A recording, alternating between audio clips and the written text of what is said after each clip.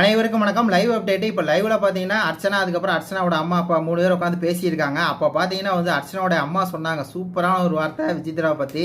இந்த மாதிரி இவ்வளோ சின்ன பசங்க இருக்காங்க, இவ்வளோ சின்ன பசங்க நடுவில் இவ்வளோ நாள் இருக்காங்கன்னா எவ்வளோ மன தைரியம் இருக்கும் அப்படிங்கிற மாதிரி ஒரு விஷயம் சொன்னாங்க. எவ்வளோ வெறி இருக்கணும் இங்கே இருக்கணும் அப்படின்னா, இவ்வளோ நாள் இருக்கணும்னா அவங்களுக்கு மன தைரியம் எவ்வளோ இருக்கணும், எவ்வளோ வெறி இருக்கணும் அப்படின்னு சொல்லி பார்த்தீங்கன்னா சூப்பராக சொன்னாங்க.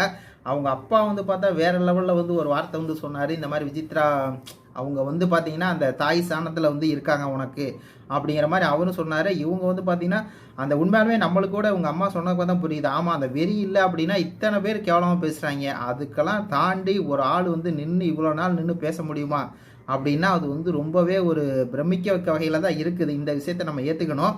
விசித்ரா மாட்ட நம்ம கற்றுக்கணும் கூட. அந்த வெறி இருக்குது, எப்படியாவது நம்ம இருக்கணும் அப்படின்னு சொல்லி அதுவும் அவங்க பேசுறது வைக்கிறது எல்லாமே இப்போ பிடிச்சிருக்குது. விசித்ரா அர்ச்சனா ஃபேமிலி கிரேட்டுங்க, சூப்பர் அப்படி தான் சொல்லணும். மகளுக்கு அப்பாவும் அம்மாவும் எடுத்து சொல்கிறாங்க நீ எப்படி இருக்கணும், எப்படி இருக்கக்கூடாது, இந்த வீட்டில் உனக்கு என்ன ப்ளஸ்ஸு என்ன மைனஸ்ஸு.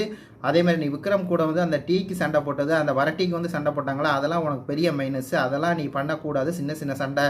அது மாதிரி நாமினேஷன் பண்ணி மற்றவங்க டிஸ்கஸ் பண்ணுறாங்க, நீ டிஸ்கஸ் பண்ண மாட்டேங்கிற, அது ஒரு குட் குவாலிட்டி அப்படின்னு சொல்லி நல்லா ஓரளவுக்கு பார்த்தீங்கன்னா அப்பா அம்மா ஜென்யூனாக பேசின மாதிரி தான் தெரிஞ்சிச்சு. அது மட்டும் இல்லாமல் அவங்க அப்பாவும் நல்ல ஒரு டீசெண்டான இருக்குது. ரொம்ப வெரி டீசெண்ட், ரொம்ப ஒரு ஜீனியஸ் பர்சனாக தான் இருக்கார். தமிழ் ப்ரொஃபஸராக சூப்பர் ஜீனியஸ், சூப்பராக பேசுகிறாரு.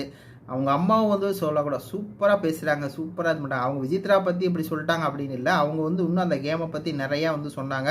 நீ மாயா பூர்ணிமாட்ட அந்த ஃபஸ்ட்டு வாரம் நீங்கள் ரெண்டாவது அந்த கேங்காக சேர்ந்துக்கிட்டு நீங்கள் இருந்து அதெல்லாம் தப்புன்னு சொல்லி மகள்கிட்ட இருக்க மைனஸையும் சொன்னாங்க, ப்ளஸ்ஸையும் சொன்னாங்க.